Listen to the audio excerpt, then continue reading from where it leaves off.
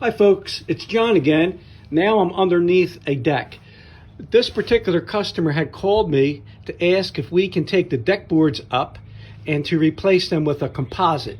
So before I would recommend doing that, the first thing I do is I take a look at the framing underneath the deck to make sure it's solid, because if it's not, you're just going to waste a lot of money buying a composite deck. Here's a few things that you're going to see me looking at.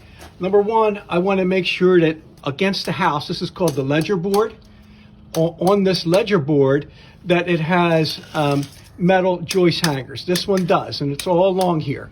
So this keeps the floor joists from ever slipping and falling down. The other thing I want to look at is how big is this floor joist. Many times we find them that they're undersized. Now, do you see this measurement here? That's about 9.5 inches, 9.25 inches. Well, believe it or not, that means it's a 2x10. A 2x10 is plenty of a floor joist with the span that we have here. It's not that big of a span from the beam all the way back over here, all the way back to the house. The other thing I want to look at is this other critical measurement.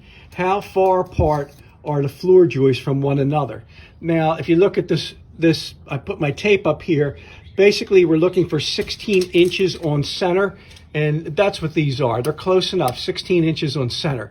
Sometimes I'll find decks where this board and this one are 24 inches apart. If that's the case, I would not recommend you doing a resurface job. A couple other quick things. We want to make sure that the posts holding the deck up are in good shape. Now this post here, this is a 6x6 post.